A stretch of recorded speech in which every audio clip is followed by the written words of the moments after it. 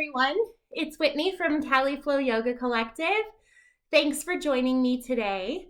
I am bringing you the first of our pose and posture breakdowns. I wanted to start today by talking about downward facing dog. Now, when I first started practicing, I had lots of instructors and facilitators that said to me, and now we're flowing into downward facing dog. This is home position. Ground in, feel at home. Take a breath, take a rest. Now, for me, that was not so easy. Downward facing dog always felt not homey at all. It felt like a lot of work. And when I went to my yoga teacher training, when we were discussing poses, I volunteered to be the body that we discussed downward facing dog with because I wanted to perfect my downward facing dog. I knew that something wasn't quite right and I really wanted to fix it.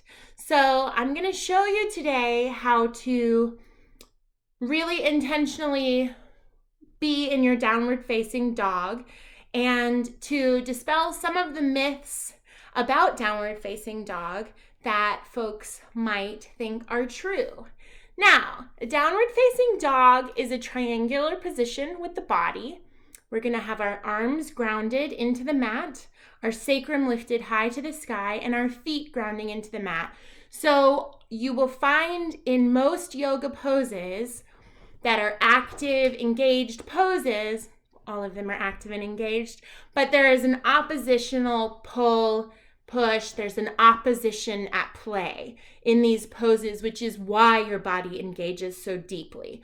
So when you're in this triangular position with your body, you're really going to have an opposition of going down, grounding into the mat with the hands, really pulling up with the sacrum and grounding back down into the mat. So downward facing dog is an incredibly strong pose. It should feel very grounded and centered. So I'm going to go ahead and stop talking about it and show you a little. All right, so here we go.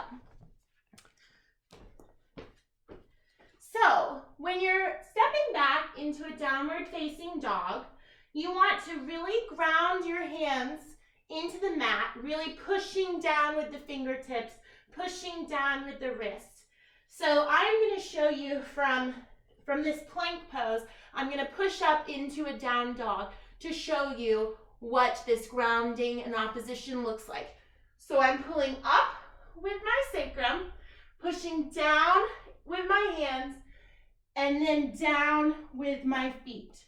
Now, you will notice that should be a nice straight line going from my sacrum all the way down to my hands. I'm keeping my head between my shoulders, not tucking under, not lifting up, really trying to keep that nice balance with my head centered right between the arms. Now, I'm really pushing down and out with my hands and lifting high up to the sky with my sacrum while pushing down with my feet. Now, you may notice that my heels do not touch the ground. That is okay. So myth number one about downward facing dog. The goal of downward facing dog is not for your heels to touch the ground necessarily. You don't have to touch the ground with your heels. Now, if I stand in a really shallow version of this pose, I can have my heels down on the ground. But as you can see, my back and my shoulders and my head are way out of alignment when I'm in that version. It's much better to have your heels slightly off the ground and have your body in that right alignment for downward facing dog. You'll also notice maybe that for me, my downward facing dog has a really, really obtuse angle, right? Oh, it's been a minute since I took a geometry class. A very wide angle. I take up pretty much my entire mat with my body. For me, that's really the width of my stance that I need in order to get that proper alignment and really feel that oppositional pull. Your stance may be slightly shorter, but remember, it's really nice to do this sideways in a mirror or a camera so that you can see that straight line and that straight line. That's the goal. Now, you also might not be able to touch your heels to the ground if your hamstrings are tight. I have fairly tight hamstrings, even though I practice daily, but that's okay, because you will find that it gets easier and easier to get closer and to stretch out those hammies. This is a great stretch for that. When you're in this pose, you're really engaging your core, you're lifting the belly, you're sucking it in, you are engaging the shoulders and the back, you're engaging the wrists, you're engaging the whole back of the leg to really stretch out the ankles. It's really a full body engagement, but it should feel really strong. Triangles, I do remember this from geometry, a triangle is the strongest shape that exists. So when you're making this triangle and really grounding down in the back with your feet and in the front with your hands, the ground is acting as that third leg of your triangle, and you are going to be so strong in your pose. So again, when we're pushing back into, I'm going to start from a tabletop this time. So I'm going to tuck my toes under, and you'll see, because of this tabletop, my stance is going to be really short. I'm going to have to step back to really ground into my proper down dog. Because when I come up to here, not quite right, I need a stronger, wider position to really ground down. I've lifted my belly. I've pushed down with my feet. I have my feet about 2 fist distance apart. This is proper alignment. Now, once you're here in your down dog, you can walk your dog a little. You can crouch your dog. You can really play here.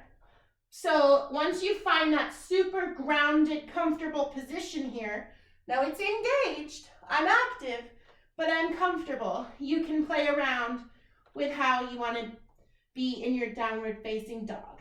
So, downward facing dog. That is today's first posture breakdown. Coming back to my little cushion here. Hope that you enjoyed that. Hope it's really useful and helpful for you. Go ahead and get in that down dog. Tomorrow we'll be looking at Surya Namaskar A, or Sun Salutation A, and down dog is a huge, downward facing dog is a huge part of that whole sequence. So I really wanted you to get strong, comfortable, and grounded in your downward facing dog before we do a Sun A tomorrow. So thanks so much for hanging out with me. I hope that this video was useful and helpful. The divine light in me honors the divine light in you. Namaste.